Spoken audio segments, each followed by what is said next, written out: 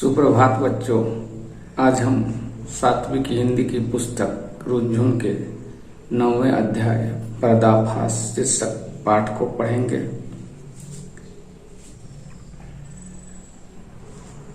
बस्ती के एक मकान का बरामदा। 10-12 वर्षीय 4 बच्चे, 3 लड़के और 1 लड़की वहां आते हैं और वहां रखे बेंच पर बैठ जाते हैं। उनमें सुनील सबसे बड़ा है, वह बीच में बैठता है।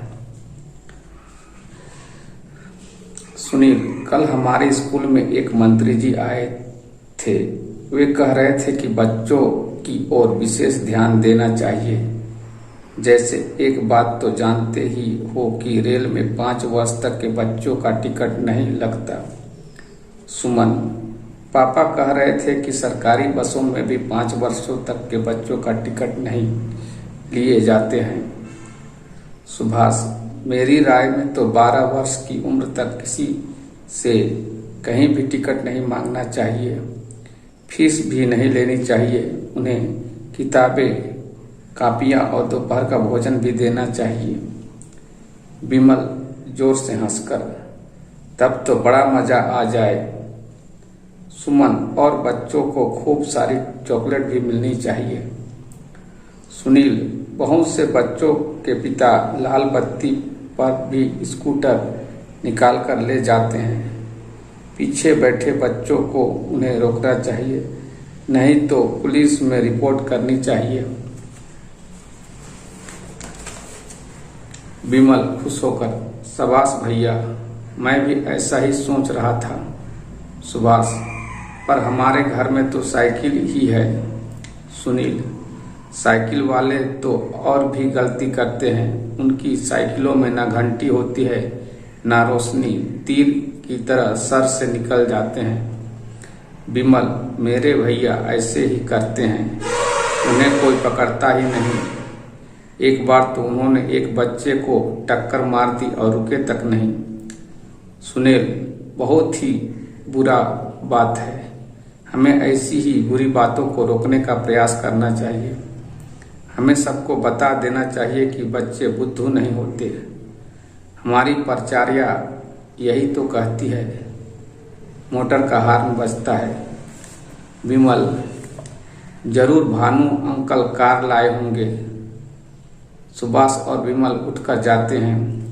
सुमन, भानु अंकल कार कहाँ से ले आते हैं? सुभाष, पापा कहते हैं वे कहीं ड्राइवर हैं।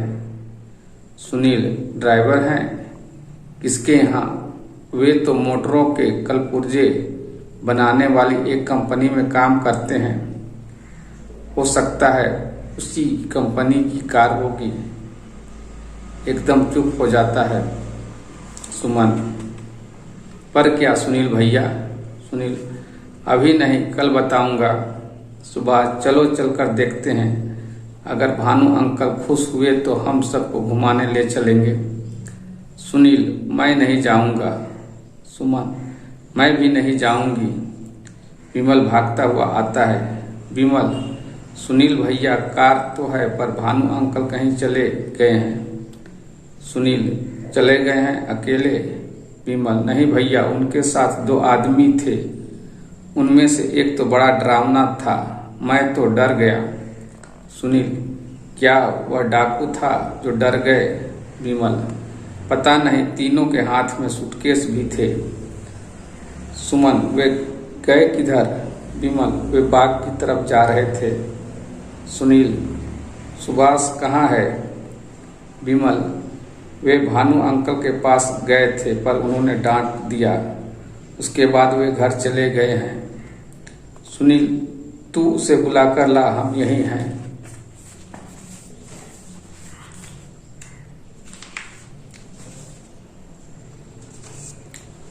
विमल, अभी बुलाकर लाता हूँ। दौड़कर जाता है और सुभाष को लेकर लौटता है। सुमन, सुनील भैया, क्या बात है, नाटक नहीं करेंगे? सुनील, क्यों नहीं करेंगे? ऐसा नाटक करेंगे कि हमारे बड़े भी याद रखेंगे, कुछ सीखेंगे हमसे। सुमन, क्या करेंगे? सुनील, बताता हूँ, मेरे पास आ। तीनों सुनील के पास आते हैं। सुनील धीरे धीरे कुछ कहता है। अच्छा, कल सवेरे यहीं मिलेंगे। हाँ, रात की बात ध्यान में रखना है। एकाएक जोर का धमाका होता है। सभी इधर उधर भागते हैं। सुमन, ये आवाज कहाँ से आई? सुनील, वह देखो, उस पेड़ के पास कोई है। सुभाष, 1 2 3। भैया, 3 आदमी हैं, देखूं जाकर? सुनील, ना ना, अभी नहीं जाना। अभी तुम वैसा ही करो जैसा मैंने बताया है। सभी चले जाते हैं। सुनील के पिता देवदत्त बैठे अखबार पढ़ रहे हैं। पास में कई व्यक्ति बैठे उन्हें सुन रहे हैं। चारों बच्चे भी वहीं खड़े हैं। देवदत्त, कल शाम 7 बजे 7 डाकू 7 पिस्तौल के बल पर नगर के भरे बाजार में बिना किसी रक्तपात के 27,27,000 रुपये लूट कर ले गए। मुश्किल से 15 मिनट लगे होंगे उन्हें। हरे रंग की एक कार में आए थे। बैंक के 7 कर्मचारी हिसाब कर रहे थे। सब दरवाजे खुले थे। डाकुओं ने कर्मचारियों को रस्सियों से बांध दिया और उसके मुंह पर टेप चिपका दिए। उन्होंने खजांची से चाबी ली, सारे रुपयों की थैली में भरा और कार में बैठकर चंपत हो गए। बैंक दूसरी मंजिल पर है। पुलिस 20 मिनट में मौके पर पहुंच गई। उसे शक है कि इस डकैती में बैंक का कोई न कोई आदमी अवश्य शामिल है। सब लोग धीरे धीरे वहां से चले जाते हैं, पर रामदास नाम का एक बूढ़ा व्यक्ति वहां रुका रहता है। रामदास, क्या बात कहूं? देवदत्त, क्या बात है काका, कहो। रामदास, ठीक है, पर उस दिन भानु ने बच्चों को डांट दिया था, कहीं ऐसा तो नहीं कि? देवदत्त हंसता हुआ, तुम्हें शक है, पर देखो कब कहाँ सो कहा। फिर ऐसी बात जुबान पर मत लाना। पुलिस के कान में भनक पड़ गई तो बस्ती की खैर नहीं। मार मार कर लंगूर बना देंगे हम सब बस्ती वालों को। रामदास, मैंने तो बेटा एक बात कही थी, आप मना करते हैं तो मुझे क्या पागल कुत्ते ने काटा है कि? कहता फिरूं। रामदास चला जाता है। देवदत्त भी घर के अंदर जाते हैं। सुमन, सुनील और सुभाष एक जगह खड़े हैं। वे तीनों किसी की राह देख रहे हैं। सुनील, क्यों सुमन, तुमने ठीक ठाक पता लगाया था ना? सुमन, हाँ भैया, मैं खुद थाने गई थी। सुभाष, तू डरी नहीं? सुमन, डरती क्यों, मैं अकेले नहीं थी, रामदास बाबा भी मेरे साथ थे। सुनील, विमल कहाँ है? वह अभी तक नहीं आया। सुभाष, उसकी माँ कहती थी कि कल किसी बात पर उसके पापा ने उसे डांट दिया था, तभी से उसका मुंह सूजा हुआ है। सो आज पापा उसे शहर ले गए हैं। थानेदार साहब और 3 सिपाही सादी वर्दी में वहां आते हैं। थानेदार, तुम में से सुनील कौन है? सुनील, मैं हूं सर। थानेदार, और तुम? सुमन, और तुम? सुभाष।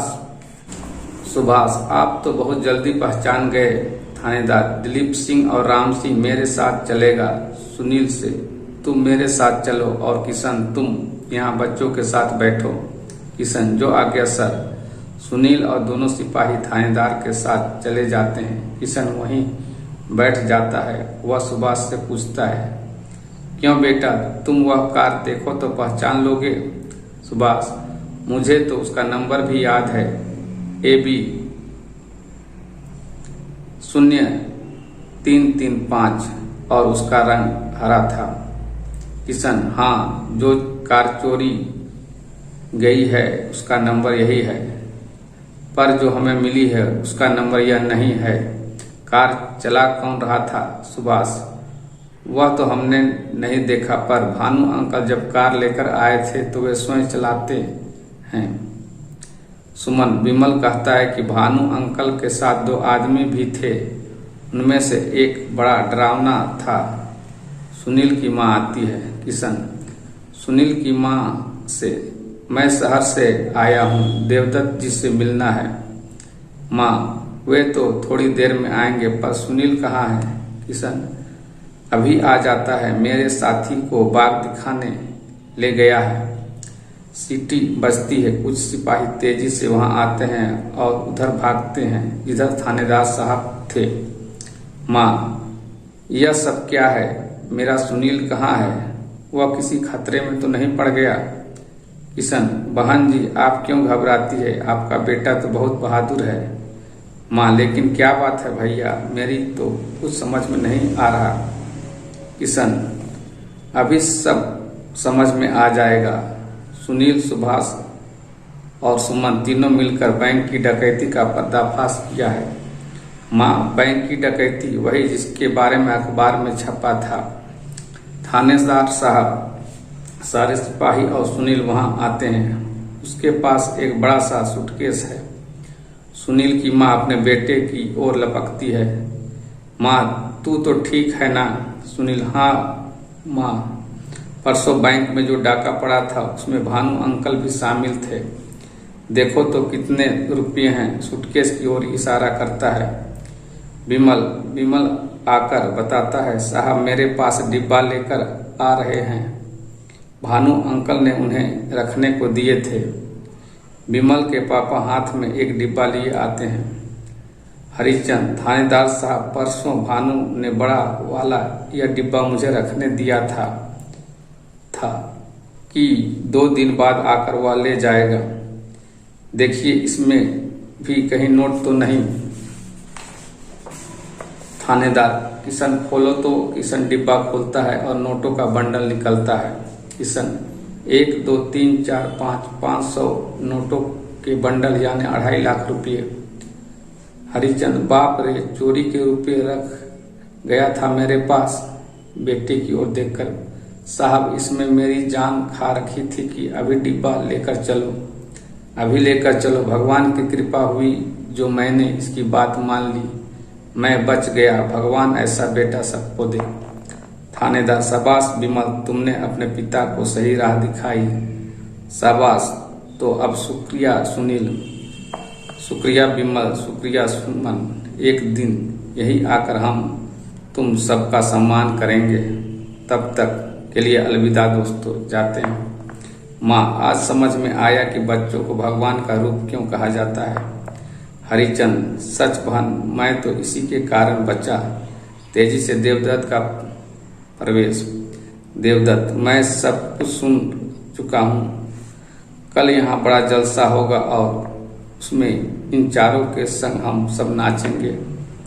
हरिचंद, वह तो हम भी करेंगे। चारों को उठा लेते हैं और नाचने लगते हैं।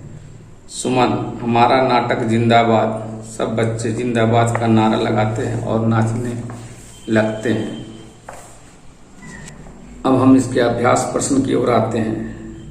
तो अभ्यास खंड क का जो दूसरा नंबर का क नंबर का जो प्रश्न हुआ, बच्चों के नाम क्या क्या थे?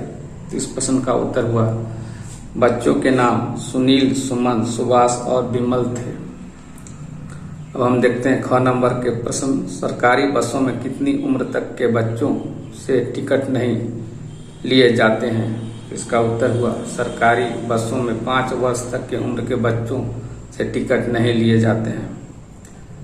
तो ग नंबर का प्रश्न देखते हैं, भानु अंकल कहाँ काम करते थे?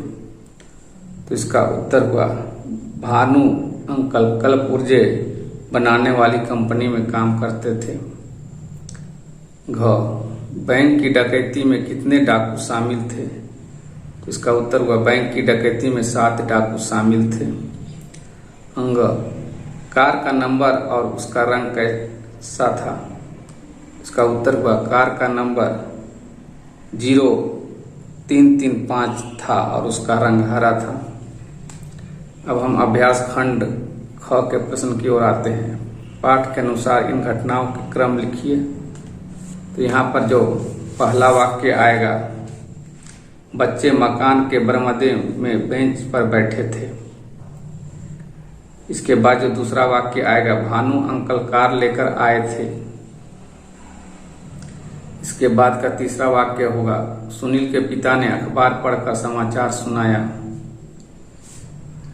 इसके बाद का जो चौथा वाक्य हुआ, सुनील थानेदार के साथ गया।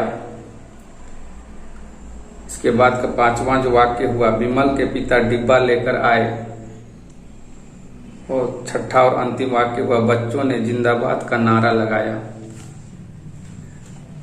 अब हम आते हैं अभ्यास खंड ख के दूसरे प्रश्न के क नंबर का जो प्रश्न है उसको। सुभाष ने बच्चों की सुविधा के बारे में क्या राय दी?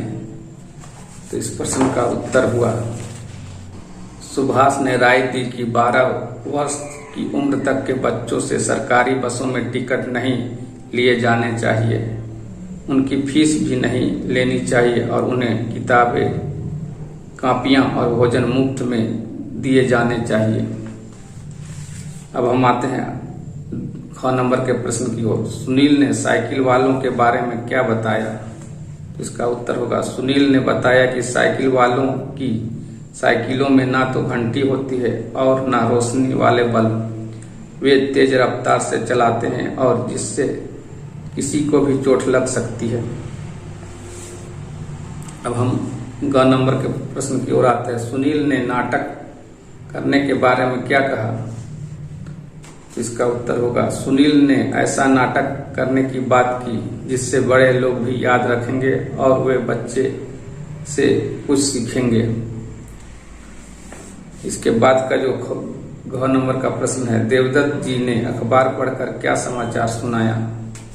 इसका उत्तर हुआ, देवदत्त ने अखबार पढ़कर समाचार सुनाया कि कल शाम को 7 बजे 7 डाकुओं ने मिलकर भीड़ भरे बाजार में बैंक से 27,27,000 रुपये लूट लिए और हरे रंग की कार में फरार हो गए।